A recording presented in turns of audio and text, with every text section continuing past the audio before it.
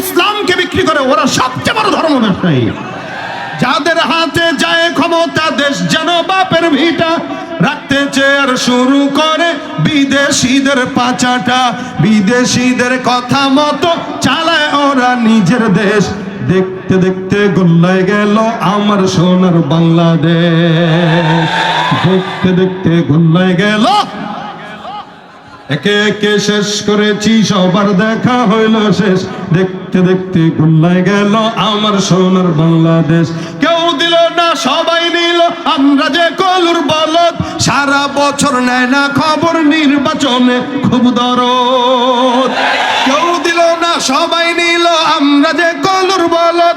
সারা বছর নেয় না খবর, নির্বাচনে খুব দরদ। নির্বাচনের আগে নেতা ধরে কত রকম বেশ। নির্বাচনের আগে নেতা ধরে কত রকম বেশ। দেখতে দেখতে গোল্লায় গেল, আওয়াজ দিয়া দেখতে দেখতে গোল্লায় গেল। একে একে শেষ করেছি, সবার দেখা হইল শেষ। দেখতে দেখতে গোল্লায় গেল আমার সোনার বাংলাদেশ। দেখতে দেখতে গোল্লায় গেল আমার সোনার বাংলাদেশ। রাত করছেন কি? হাত তুলেন। আলহামদুলিল্লাহ। কেউ তুলেন নাই? করেন নাই তো? হ্যাঁ, আল্লাহ পাক যতদিন হায়াত দেয় যেন ইসলামের পথে নিজের অপছন্দ হইলেও কথাগুলো মেনে যেতে পারি। বলেন না আমিন। অনেক সময় নিজের অপছন্দে নিজের অপছন্দ হয়, নিজের বিরুদ্ধে যায় বলে আমরা মানতে চাই না। কিন্তু এটা মাথায় রাখবেন, ইসলাম আমার বিরুদ্ধে গেলে, আমার বাবার বিরুদ্ধে গেলেও আমার দোষ, ইসলামের কোনো দোষ নেই। কোরআন এটা আমার বিরুদ্ধে গেলে মূর্খতা আমার, কোরআনের ভিতরে কোনো গ্যাপ নাই। আল্লাহ এই কথাগুলোই আমাদের হৃদয়ে ঢুকায় দেয়। আমিন। শব্দ একটাই, আল্লাহু লা ইলাহা ইল্লাহু। সব নবীরা একই কথা বলেছেন, ইয়া আইয়ুহান নাস কুলু লা ইলাহা ইল্লাল্লাহ তুফলিহু। নবী, সমস্ত নবীদের একটা মাকসাদ ছিল, এই দুনিয়ার সব মানুষ যেন বলে লা ইলাহা ইল্লাল্লাহ, লা ইলাহা ইল্লাল্লাহ। এই কথা শুধু নবী নয়, আদম থেকে ঈসা পর্যন্ত সব নবীরা বলেছেন। রাসূল সাল্লাল্লাহু আলাইহি ওয়াসাল্লাম তো আলাদা বলেছেনই। আল্লাহ পাক কোরআনে জায়গায় জায়গায় ঈমানের কথাই বলে। যেমন রাসূল সাল্লাল্লাহু আলাইহি ওয়াসাল্লাম হাদিসে বলেন, বুনিয়াল ইসলামু আলা খামসিন, শাহাদাতি আল্লা ইলাহা ইল্লাল্লাহ। ইসলামের মূল ভিত্তি পাঁচটি। প্রথমই হচ্ছে লা ইলাহা ইল্লাল্লাহ। এটা জানা নাই তার তো ঈমানই নাই। এটা যদি থেকে যায় তাহলে বাকিগুলা। এজন্য এটার দাম। আমি আপনাদের সামনে যে আয়াতে কারিমার অংশ বিশেষ তেলাওয়াত করেছি, এটার শুরুতেও আল্লাহ সবক দিয়েছেন, লা ইলাহা ইল্লাহু। আল্লাহ এমন একজন সত্তা যিনি ছাড়া কোনো ইলাহ নাই। কয়জন? একজন। কয়জন? দুইজন। আচ্ছা, দুইজন যদি রব হইতো, ভালো কথা। যদি আপনারা না জেনেই বলছেন মারামারি লাগতো, তবে এটাই কোরআনের কথা। দুইটা থাকলে কি হইতো? মারামারি লাগতো। এই জন্য আল্লাহ একজন। দেখেন না বাংলাদেশের অবস্থা কেমন এখন? নেতা সবাই, যার কারণে কে কারে মানবে কেউ বুঝে না। তাল হারায় ফেলছে। সবাই নেতা, সবাই জনগণ। তা আল্লাহ যদি ডাবল হইতো তাহলে দুনিয়া টিকতো না। কিন্তু ইহুদিরা বিশ্বাস করে আল্লাহ আছে না নাই। ওই যে উনি বলছেন গড, ঈশ্বর, কিন্তু আল্লাহ আল্লাহ।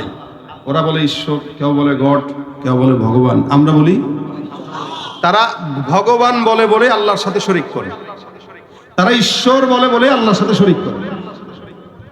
কারণ আমাদের তো আল্লাহ আলিফ দিয়া হা দিয়া যা করবেন সবই আল্লাহ, যার কারণে আমাদের আল্লাহর সাথে কোনো শরীক নেই। কিন্তু তাদের সাথে শরীক আছে, তারা শরীক করে, কিন্তু তারাও মানে যে আল্লাহ আছে একজন। এই কারণে আল্লাহ পাক বলেন, ওয়া ইন সাআলতাহুম মান খালাকাস সামাওয়াতি ওয়াল আরদ লা ইয়াকুলুনাল্লাহ।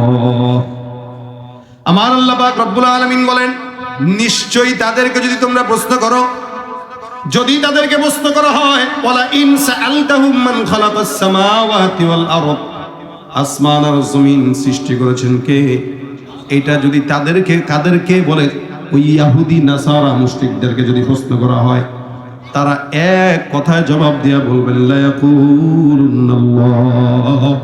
আসমান আর জমিনে যা কিছু আছে এগুলো সব সৃষ্টি করেছেন আল্লাহ।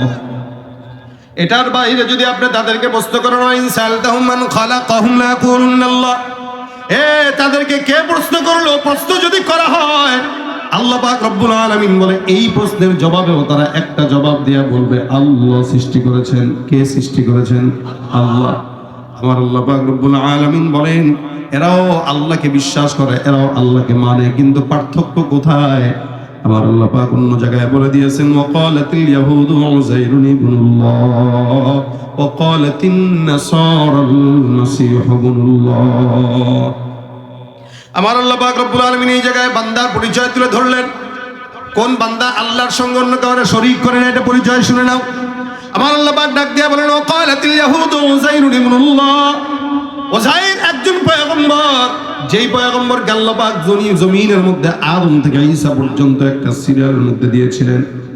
আমার আল্লাহ পাক রব্বুল আলামিন বলেন ইহুদিরা যারা, ওরা আল্লাহকেও মানে আবার আল্লাহর বাইরে আরেকজনকে শরীক করে, যার কারণে তারা বলে হযরত উযাইর আলাইহিস সালাতু ওয়াস সালাম হলেন আল্লাহর পুত্র সন্তান। নাউযুবিল্লাহ।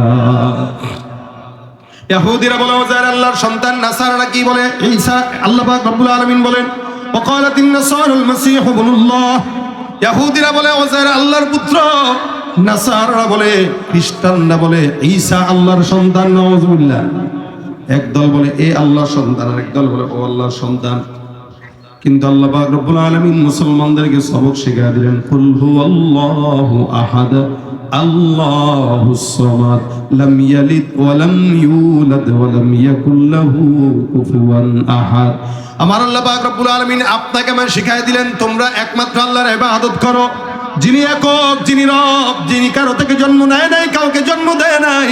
এটা স্বীকারোক্তি দেওয়ার জন্য একজন মুমিন যদি 1000 বার শাহাদাত বরণ করা লাগে, ওই মুমিনটা 1000 বার শাহাদাত বরণ করতে রাজি, তবু আল্লাহর সঙ্গে অন্য কাউকে শরীক করতে রাজি না, ঠিক কিনা?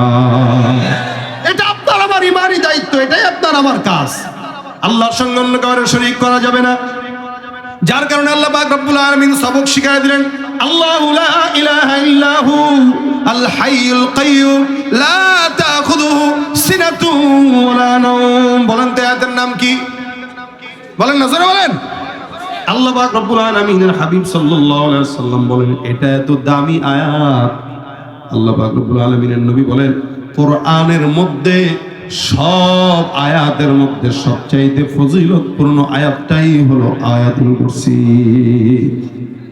আর এক হাদিসে পয়গম্বর বলেন কোরআনের একটা চূড়া আছে, সর্বোচ্চ চূড়া।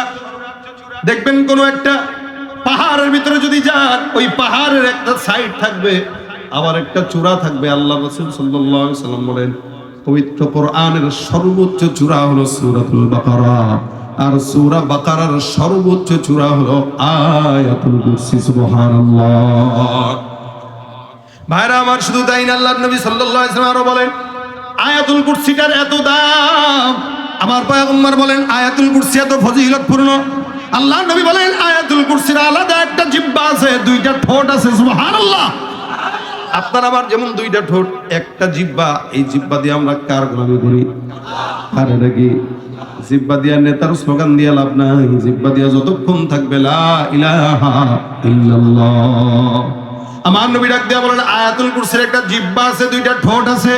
এই আয়াতুল কুরসিতে আরশের নিচে বসে বসে আমার আল্লাহ পাক রব্বুল আলামিনের কুদরতি কদমে সিজদা দিয়ে পড়ে পড়ে আল্লাহর তাসবিহ আদায় করে। সুবহানাল্লাহ। এত দামি আয়াত।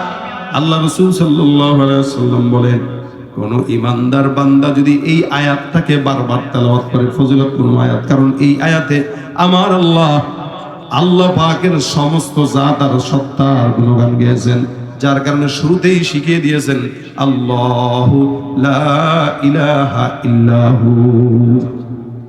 এমন একজন আল্লাহ যার কোনো ইলাহ নাই, যার সাথে কোনো শরীক নাই, যিনি ছাড়া কোনো ইলাহ নাই। আল হাইয়ুল কাইয়্যুম, আরে তিনি এমন একজন চিরঞ্জীব, চির শক্তিশালী। ওই যে বলেছি আল্লাহ যদি ডাবল হয় তাহলে জমিনে মারামারি লেগে যেত, ফাসাদ সৃষ্টি হয়ে যেত। যার কারণে আল্লাহ পাক বলেন এ মুসলমান লাউ কানা ফীহিমা আলিহাতুন ইল্লাল্লাহু লাফাসাদাতা। আল্লাহ বলেন আসমান আর জমিনে আল্লাহ ছাড়া কোনো ইলাহ যদি আর থাকতো, এ আসমান আর জমিন ধ্বংস হয়ে যেত, ঠিক কিনা?